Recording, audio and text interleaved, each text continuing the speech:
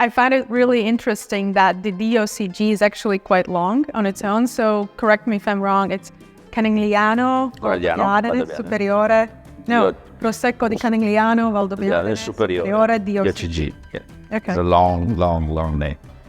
Now wine is very, the message that is wine is very close to alcohol, okay? But alcohol is only a part of wine. Wine is other things. Its history is is a long tradition. Prosecco, in a modern way, represent the Italian lifestyle bubbles, okay? It represents, of course, a long tradition in this area. I think that especially in Valdobbiadene, Prosecco is in the DNA, okay, and represent a very strong relationship with the vine growers in this area. Hi everybody, this is Agnes from No Sediment and welcome to No Sediment Wine Podcast. Today my guest is Stefano Gava, Dr. Stefano Gava, a director from Val DOC. Hi, how are you? Fine, thanks. And welcome in Val DOC. Yes, thank you. Thank you for having us. So the very first question is usually the same for everyone. Could you maybe introduce yourself to the audience and tell us how your wine journey started and how you ended up here? Absolutely. First of all, welcome in Val DOC. My name is Stefano Gava. I'm the general manager of the company. I'm a winemaker, basis. Okay, I'm studying in the University of Padua and in Conegliano, here in this area. And I'm the general manager of this company since 2023. It's almost 2 years that I'm here. And I represent this company that is a cooperative. Okay, we pick up the grapes of 600 families in this area, mainly, of course, in Valdobbiadene, DOCG area. So in preparation for this interview, I actually watched and listened many other podcasts, and what was really interesting, because what I remember about, or what I think about Prosecco is that it is number one sparkling wine you must absolutely have in your wine list. Otherwise, people will be sad and confused. But it was not always like this, because I listened to some of the interviews and people remember that 25 or 30 years ago, they would say that Prosecco is, only for industry professionals or like only within the insiders they would know it. So could you maybe walk us through the history of Prosecco and its success story? So how it started, how it ended up. Yes, so this is a very good question. I think that Prosecco in a modern way represent the Italian lifestyle bubbles, okay? It represents, of course, a long tradition in this area. I think that especially in Valdobbiadene, Prosecco is in the DNA, okay, and represent a very strong relationship with the vine growers in this area. It's a long story because I would like to say every time that Prosecco was born in this area, not just for lucky, but it was a long story, long relationship with the school, for example, the Enological School of Conegliano, dated back 1876, okay, so it's a very long story. And in this area, the Glera grapes, that is the native grapes for making Prosecco, grown especially on the hills with the best condition in terms of temperature, in terms of water, for example, and gives the best grape for the production of this kind of sparkling wine. That is a quite modern wine because it's light, fresh, fruity. Thanks also to the method, to the Martinotti method, it represents a very modern sparkling wine. So you mentioned Glera grape. Has it always been the most important grape of the region? Absolutely, yes. In our rules, minimum is 85% of Glera. Okay, the rest 15% of the blend is possible to use international grape varieties like Chardonnay, for example, but from this area, and also native grapes like Pereira, Vertiso, Bianchetta. For example, we make a wine like this in our glass, and we call Uvaggio Storico because is a mix between Glera, Vertiso, Pereira, and Bianchetta. That is a small native grape, also from this area. Okay. So do you see that other grapes that you mentioned, I will be focusing more on the native grapes. I don't want to really talk about Chardonnay, but do you see that maybe other grapes could become more important in the future now, with the climate change or no, it's not the case? I know the problem of climate change, especially everywhere in the wine area. But I think that Glera will represent the grape variety for next 100 years. If we take an example, in the last 20 years, grape like Chardonnay, like Pinot Grigio or Pinot Noir, okay, also in this area, incrementing a lot the sugar inside the grape, and the wine comes more alcoholic if you compare of last 20 years. Glera is not moved like this. In the last 20 years, Glera lose a lot of acidity, for example, but it don't increase a lot the sugar. Okay, this is, I think, that it will be also the grape for next 100 years in this area, Glera. Okay, and what about the acidity? The acidity is an important point. It's a very important point for sparkling wine, especially the malic acid inside the grape is very important.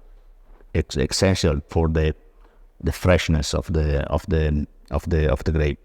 In this last 5-6 harvest, okay, we start early to pick up the grapes. Okay, don't forget that in Valdobbiadene, in Cantina Produttori, this company, more than 90% of the grape are still picking by hand, because on the hills in this area it's impossible to pick up grape by machine. Okay, and we start a little bit earlier than the normal time to preserve the acidity, of course. This is a huge question for me lately, because I've seen that some producers are starting to pick early to retain the acidity, but then sometimes I have also tasted sometimes you sacrifice the flavor, because the acidity drops and you pick before the flavors have developed. How do you manage that? It's hard to do sometimes. Okay, we have our agronomists that follow the maturation of the grapes. Okay, and follow is also taste the berries for the aromas. Okay, especially. So we start the maturation of the grape last 2 days ago, okay, and probably we pick up the first Glera grape on the hills around 10 of September, okay, and my agronomist start at the end of August to taste every day the berries to say and to decide the perfect day for picking. Okay. To mix very well the acidity and the aromas. The flavors, yes. Yeah, Great. I forgot to ask you a very important question, which I think sometimes can confuse people. When I started my wine journey, I started to learn that Prosecco was the grape.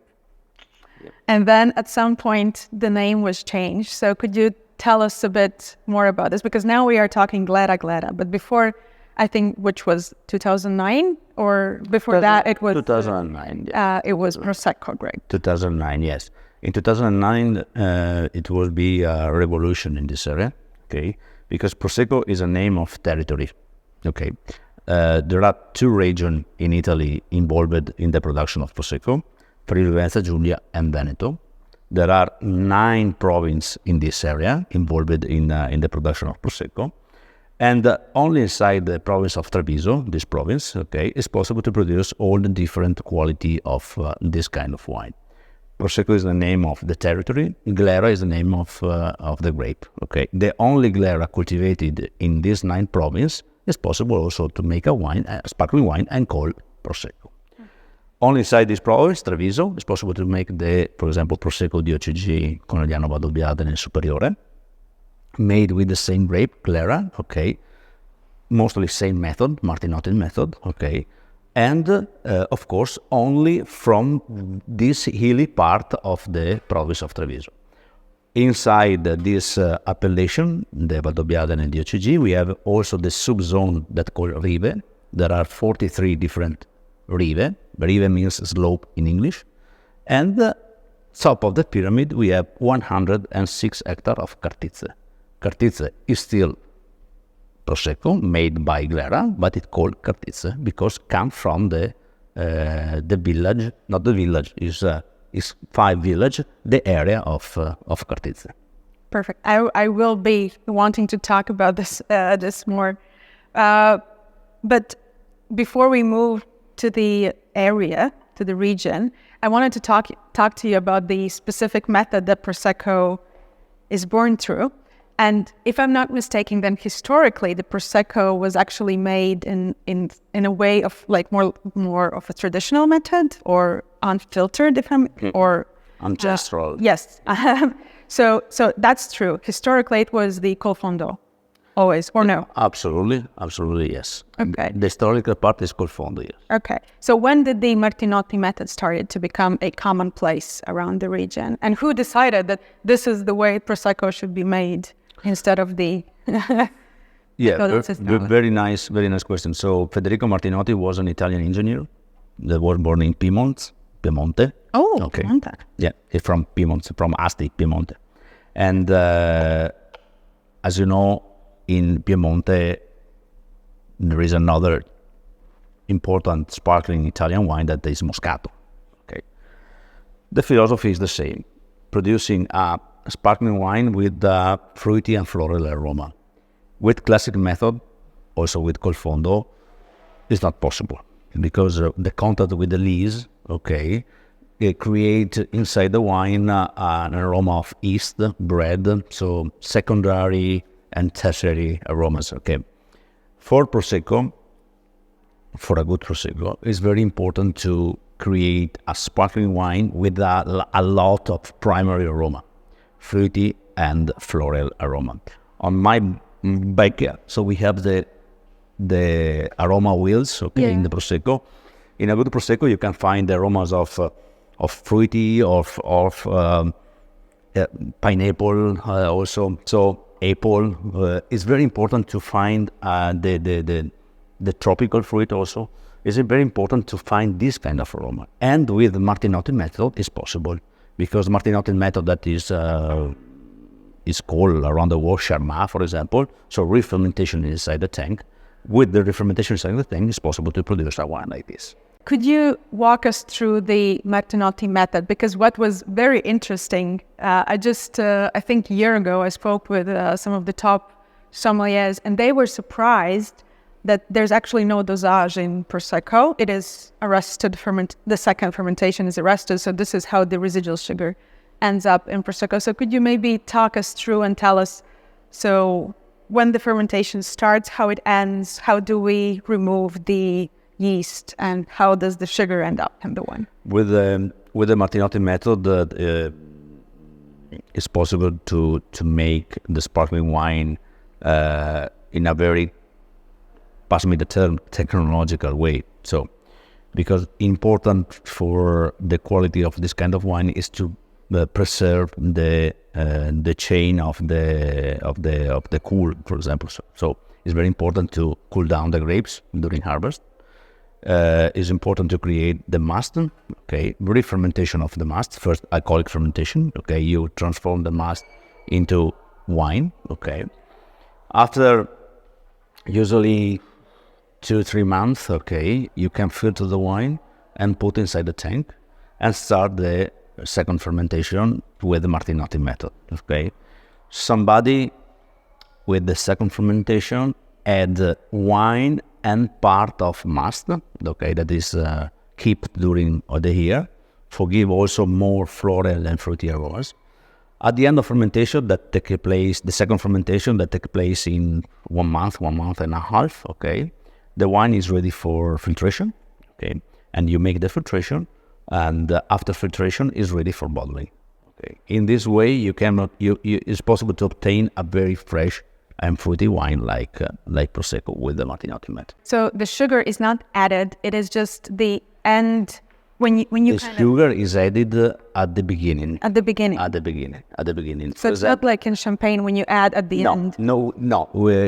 It's possible, but usually in the Martinotti style, the sugar is added at the beginning of second fermentation, because a difference of classical method.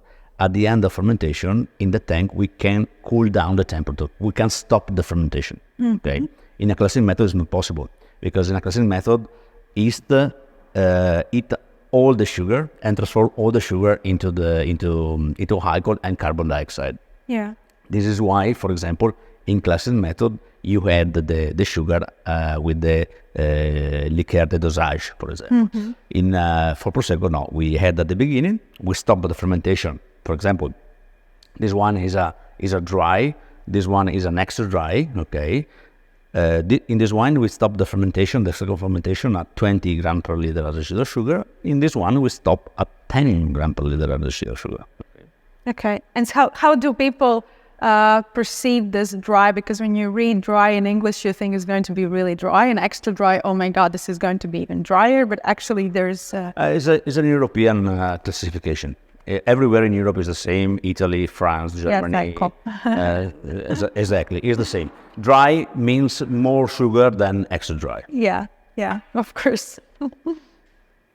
Okay, so let's go back to the Valdobbiadene. I find it really interesting that the DOCG is actually quite long on its own. So correct me if I'm wrong. It's Conegliano, Valdobbiadene, Superiore. No, Prosecco di Conegliano, Valdobbiadene, Superiore, DOCG. Yeah. Okay. It's a long name. It's a long time. Yes. Okay, so let's start first with the easy part. What is the difference between Prosecco DOC and DOCG? First of all, the area. Okay. The Prosecco DOC is made basically on the flat area of the appellation, and it's possible to produce Prosecco DOCG from Trieste to Venezia, for example. So big area. The area of Conegliano, Valdobbiadene, the Prosecco Superiore DOCG is possible to produce only inside this area. Okay, is 15 different municipalities. Okay, in this area, and it's possible to produce only here. Okay, especially for the Conegliano Valdobbiadene, more than 95% of the appellation are on the hills. Okay, and stylistically, how that translates into the wine in the style? Feel, flavors. Of course, another bit different is the total crop that is possible to produce per hectare. Okay, for Prosecco DOC, it's possible to produce maximum 18 tons of grape per hectare. For DOCG, it's possible to produce maximum 13.5 of grape per hectare. Also, this difference of crop create a different concentration inside the grapes. In Conegliano Valdobbiadene, the aroma of fruit of acacia flower, jasmine flower is more elegant than Prosecco DOC. Can you age it a bit more, or it's not? Or Prosecco is just not made for aging; it's made for enjoyment. This is a very very smart question.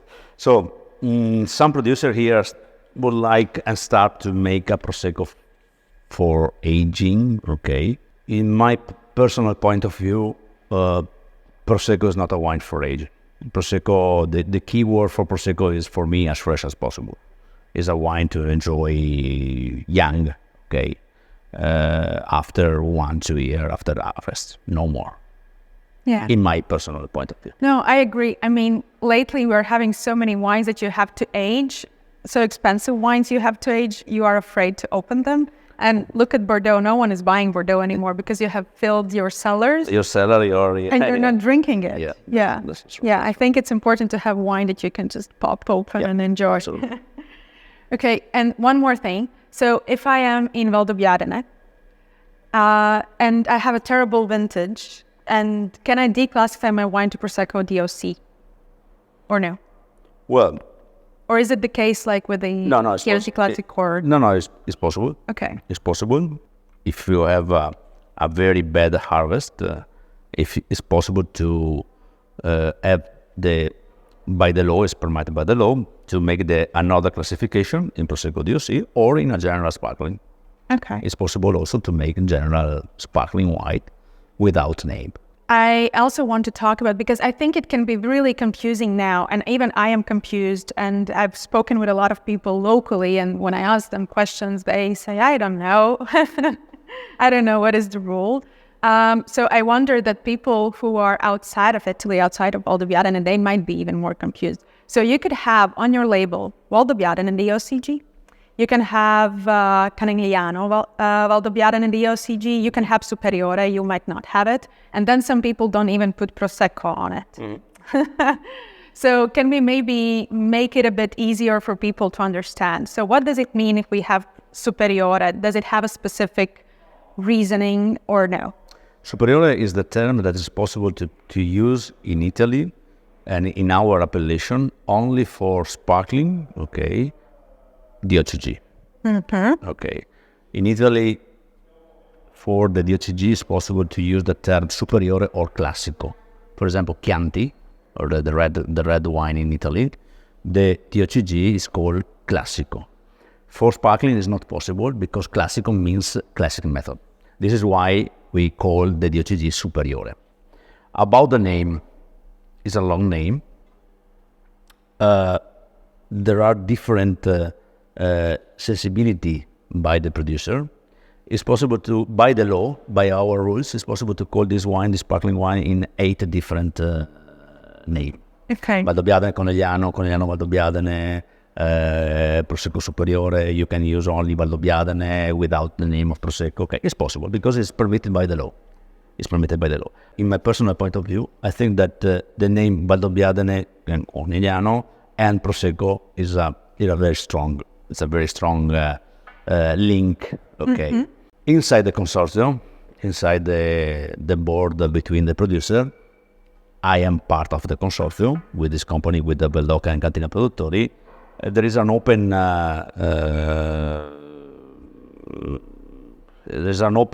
world to create or to thinking about just one name.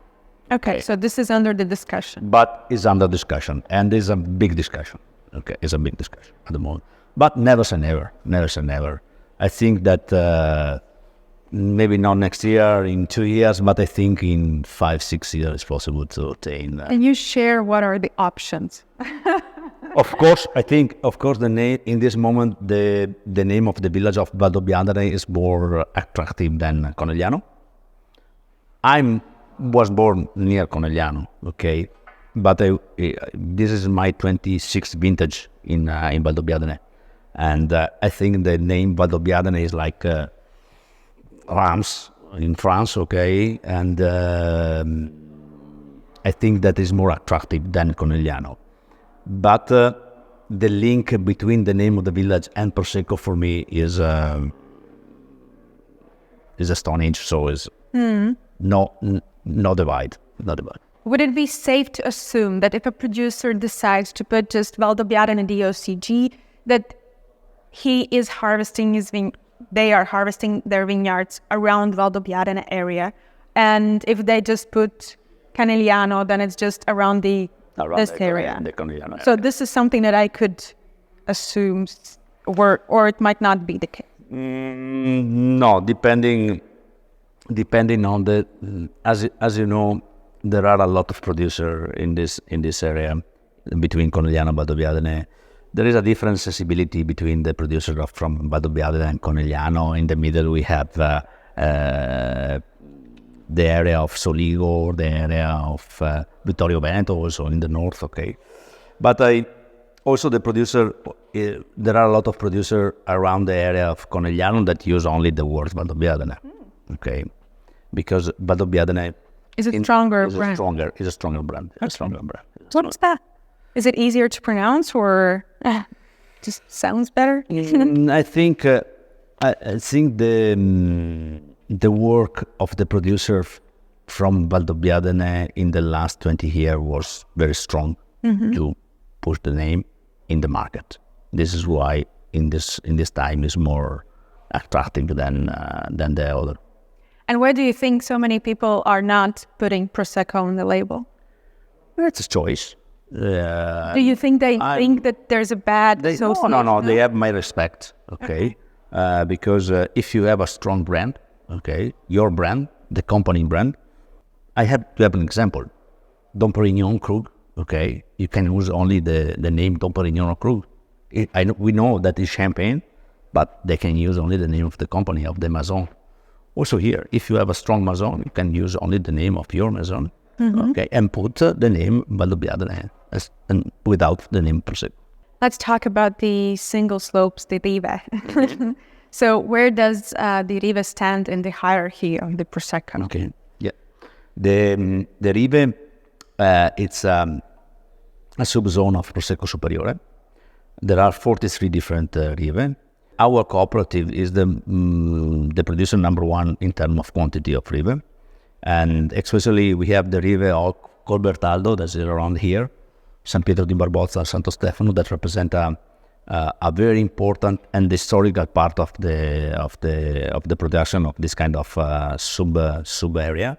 And it's also an interesting, pass me the term, marketing communication, okay, because it's a very nice story to tell, the difference between the Rive, the difference between the different areas, okay, because also you have a big difference in terms of soil, okay. I don't know, the Rive di San Pietro is different to Rive di Santo Stefano. It's very close in terms of distance, but the soil is completely different, and you obtain a wine completely different. And when we want to compare it, because Cartizze is essentially also a slope. If you want to compare it to Cartizze, is it above or below the Rive, or Cartizze is the top Grand Cru and that's it? No, Cartizze is the top quality. It remains the top quality. Cartizze, Rive is in the middle in terms of, in my opinion, in terms of quality, in terms of position in the market, okay. But I think that there is also a good way to have a differentiation inside the Prosecco, okay, and especially inside the Conegliano Valdobbiadene. Okay. So do you see certain Rive to shine more than others, maybe to produce more premium quality wines constantly year after year? Well, the Rive around the area of, I think, around this area, around the area of Valdobbiadene, especially the area around San Pietro di Barbozza, that is a small village close to Valdobbiadene, have a very high potential in terms of quality. And we produce a lot of Rive di San Pietro because we believe in this village in terms of quality. Is our high if you compare to Champagne, okay? So you don't see that in the future there could be some Rives that maybe come closer to Cartizze in the status, or no? Never say never. Never say never. Never say never. Probably. Is that something you're also working on? We are working in this way. Okay. Absolutely. So if we focus on Cartizze, if I'm not mistaken, stylistically, historically at least, it was the sweeter style. Mm-hmm. So, but I read that it should only be sweeter, or at least dry. And then I've seen so many labels that are becoming drier and drier. Is that something that you've seen in the area altogether, or is just like the certain producers are maybe focusing to create more drier style? No, the Cartizze at the beginning was elaborated in a dry version, a little bit sweet, okay. But in the last 15 years, a lot of producers start to create Cartizze in a more dry style, okay, more brut, okay, because usually Cartizze in the past was a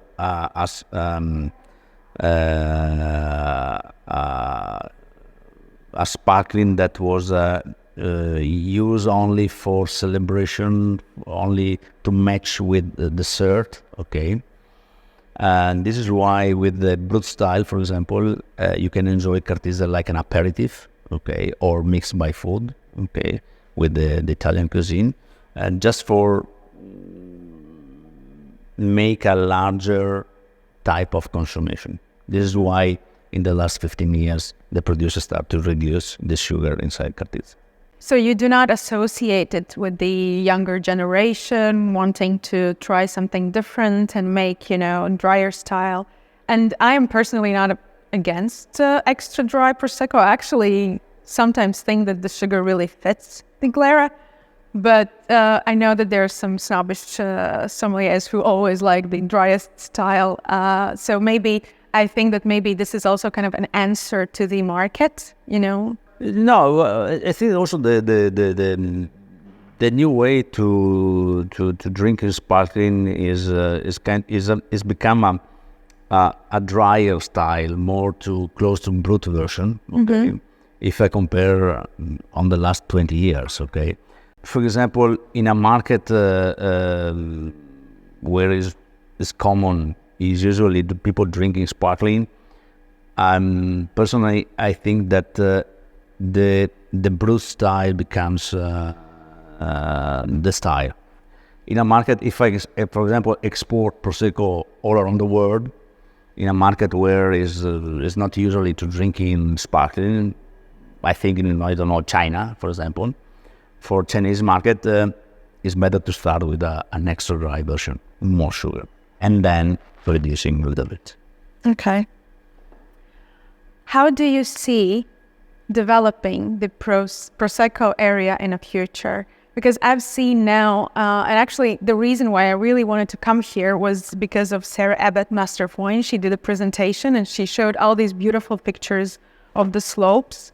And I was out. I was like, wow, it is so beautiful. And then she presented so many different wines, bottle fermented, unfiltered, because in the export market, you see only, like most of the time, you see all these easy drinking, fruit driven, and then all of a sudden you realize that it is so much more. So how do you see Prosecco area and specifically Valdobbiadene to develop in the future?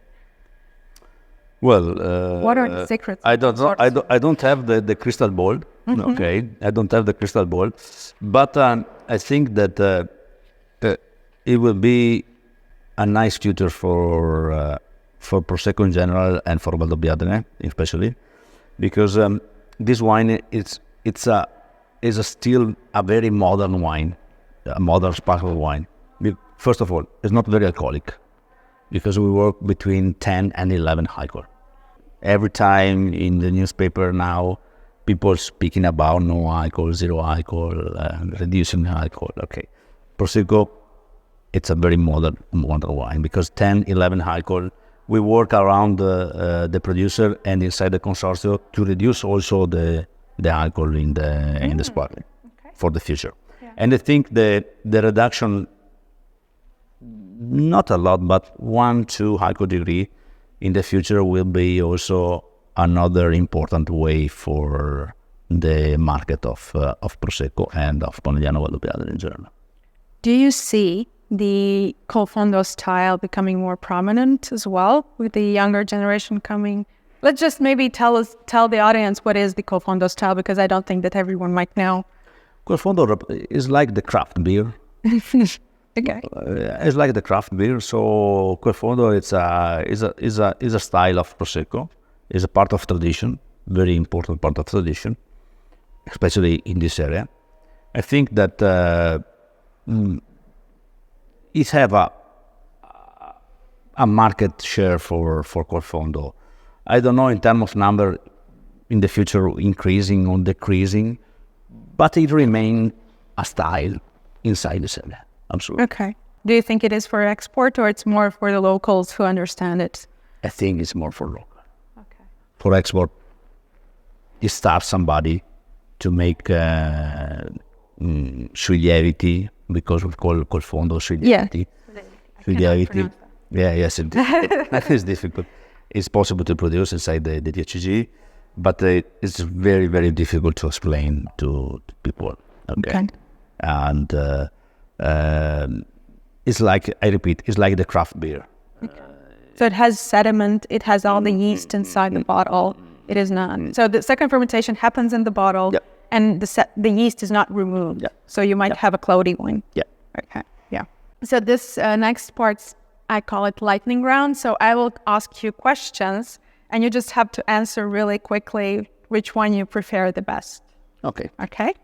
So, and they're all linked to the Prosecco. Mm-hmm.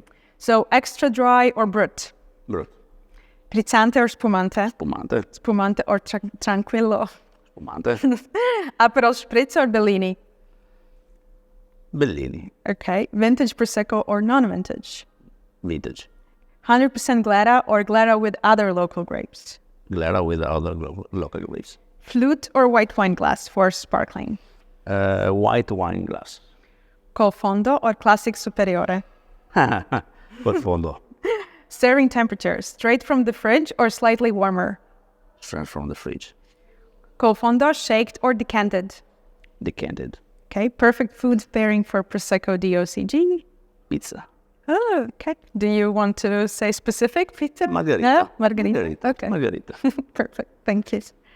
Okay. And the last question is from the previous guest. And previous guest is Roman Horvat, Master of Wine from Domaine Wachau. He's also the director of Cooperative, Domaine Wachau. And he asked, how do you see the wine industry to develop, or how do you see the wine industry in next 20 years with everything that is happening right now? How do you see it?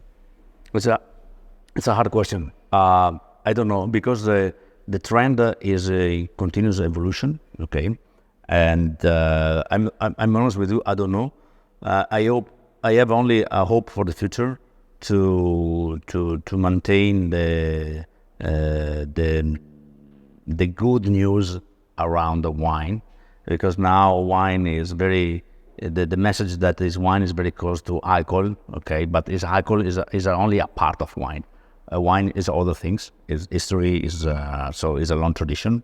Okay, and there are a lot of healthy movements that don't drink wine because it's alcohol. Okay, but yes, I would like to is my personal point of view, my hope for the future to maintain a very high attention inside wine, because wine, I repeat, is history, is territory, is people. It's culture, of course. It's part of, especially of the Latin nation, like Italy, France, or Spain. Is part of our history. Yeah. Well, I do hope it is going to be it is going to be positive, because I think of wine. It is the only beverage that you always drink with food, and it is part of the healthier alcohol consumption to enjoy alcohol with food. It is healthier. When you taste wine, you do not only talk about buzz, you always talk about flavors, how it feels, the aftertaste, the history.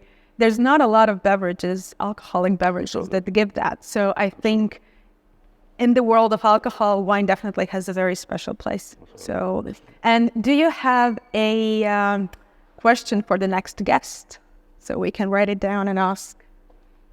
Yes, I think that the question is the new trends in wine consumption. Okay, that in 20, not in 20, but in 10 years, which one is the new trend in terms of varieties, for example, or type, for example, still, sparkling, or semi-sparkling.